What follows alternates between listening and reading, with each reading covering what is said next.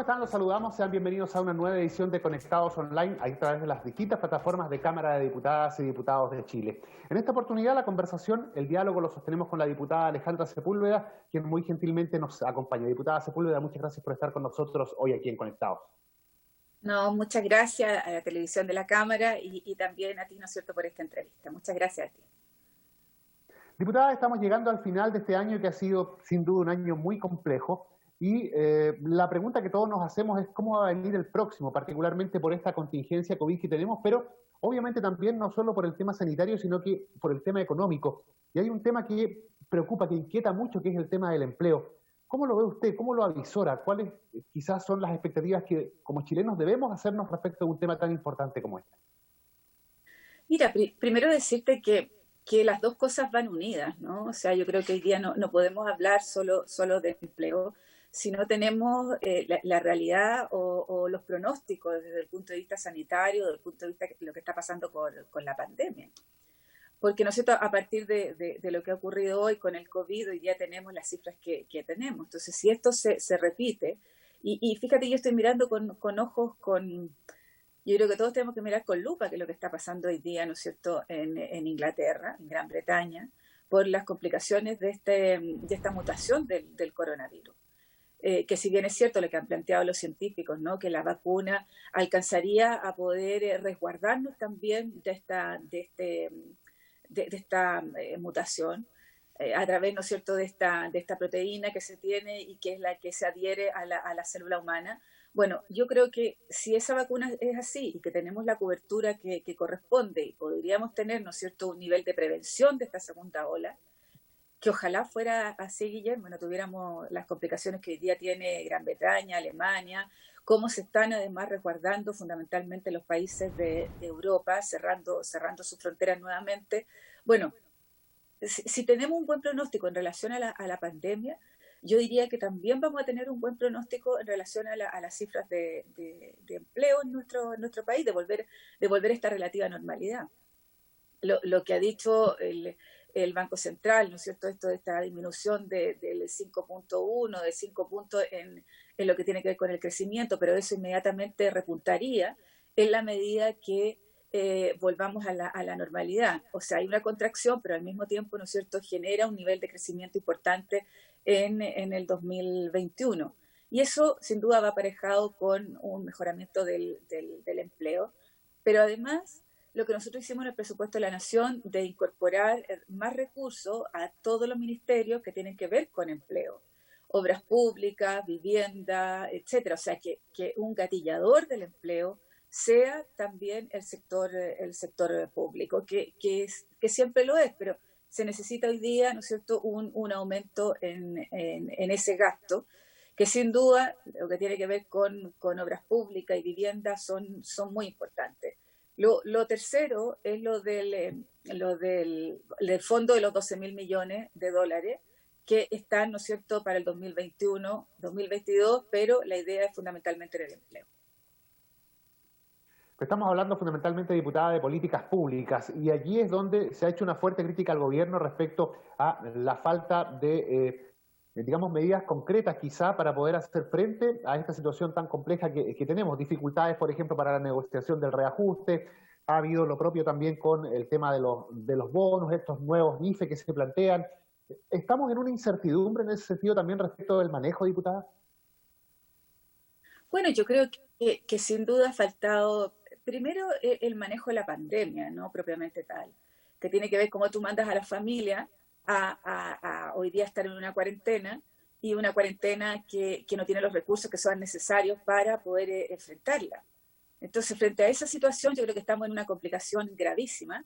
Y bueno, donde le hemos dicho al gobierno, bueno, ahí aparece, ¿no es cierto?, lo del primer retiro, del 10%, del segundo retiro. Pero además de eso, sin duda, esta falta de diálogo con el sector público, quien es el que hace las políticas públicas, porque al final uno puede diseñar algo perfecto, pero quien lo lleva a la carne, al territorio, a las personas, son los funcionarios públicos. Y ellos han perdido poder adquisitivo frente al reajuste planteado del gobierno. Entonces yo creo que ha faltado diálogo. Nos recuerda también que se complicó bastante lo que tiene que ver con el aumento del ingreso mínimo, del salario mínimo, Tuvimos ahí, ¿no es cierto?, comisión mixta, hubo muchas cosas que complicaron el acuerdo. Entonces yo creo que la falta de diálogo, de ponerse en el lugar hoy día de las personas y de no solo mirar el lado económico, sino también el cómo complementamos ambas las cosas, lo sanitario y lo económico, ¿no?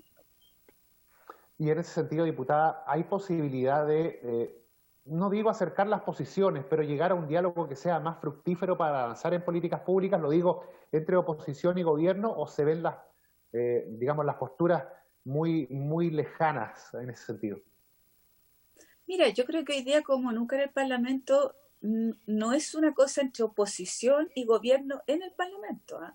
Ojo, yo creo que hemos coincidido en muchas votaciones con los diputados de oposición, o sea, de gobierno hoy día. Hemos coincidido en cómo votar. Piensa tú en el primer retiro, en el segundo retiro, lo que estaba pasando, ¿no es cierto?, con el bono COVID, con el IFE también. Entonces, yo creo que al interior del Parlamento, incluso los propios diputados de gobierno no son muchas veces escuchados por el ministro de Hacienda o por el gobierno en su conjunto. Y frente a eso, yo creo que el problema está la relación del Parlamento con el gobierno hoy día. Y creo que ahí hay una falta de diálogo, una falta de entender cuáles son las complicaciones que hoy día vive la familia chilena, y ahí la clase media, una vez más, ha sido absolutamente postergada en esto. Y en ese sentido, y volviendo a la pregunta inicial con la que comenzamos esta conversación, el 2021, que sin duda es el desafío en materia de empleo, ¿cómo se puede afrontar para que justamente esa familia, la familia de clase media, la familia de menores ingresos también, pueda recuperar el poder adquisitivo que ha perdido este año tan complejo y pueda volver a ponerse de pie? ¿Qué hay que hacer en ese sentido? Mira, yo primero, si somos capaces de controlar la pandemia a partir de la vacunación, ¿ah? Y de seguir controlando con las medidas, ¿no es cierto?, de autocuidado.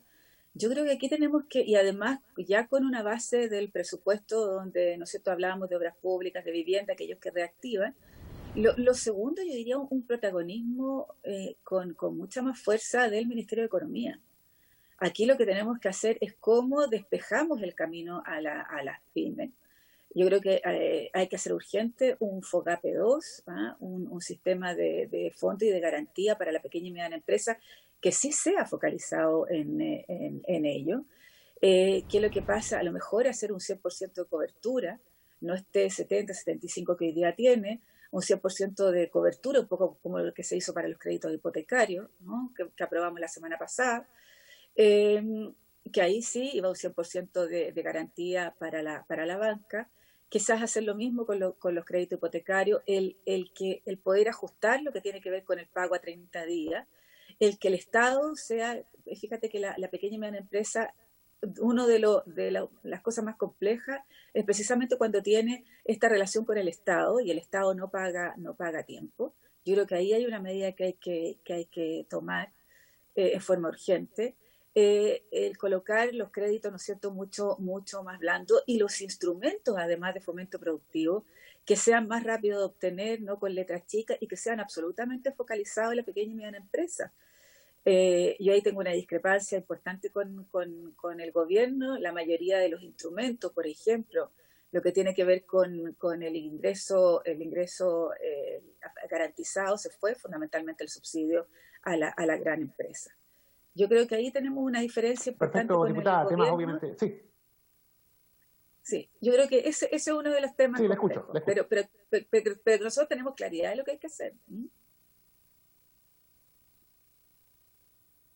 Perfecto, diputada. Bueno, le agradecemos esta conversación hoy aquí en Conectados Online con desafíos que son más que nada los que están planteados para este 2021 en un escenario que obviamente sigue siendo de incertidumbre, de volatilidad por lo que significa esta pandemia que lamentablemente no hemos podido controlar. Finalmente, diputada, no sé si hay algún mensaje para particularmente la gente de su distrito, considerando justamente este escenario del que hemos estado hablando y que está marcado obviamente por este tema de las cuarentenas o del este plan paso a paso que ha tenido tanta movilidad en el último tiempo. ¿Un mensaje particular para ellos?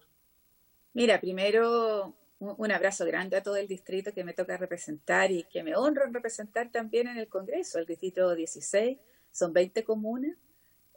fundamentalmente son comunas del sector agrícola que son ahí pequeños agricultores y que entregan la comida, ¿no es cierto?, a todo el país, quizás por la cercanía con Santiago, fundamentalmente a la región metropolitana. Decir que estamos luchando ahí para que el Ministerio de Agricultura deje de tener el 1.2 o el 1.3 del presupuesto de la Nación y que efectivamente estos recursos puedan ir a un sector, primero que genera mucho empleo, segundo que genera una riqueza importante no solo en la región, sino en el país, y tercero, que para mí es lo más relevante, que genera alimentación fresca, saludable hacia el país. Entonces, un abrazo grande para ellos, gracias por lo que han hecho, porque no han dejado trabajar ni un minuto, con pandemia o sin pandemia, y no siempre la retribución es la que corresponde. Así que un abrazo a los agricultores y a las personas que viven, ¿no es cierto?, en el distrito 16.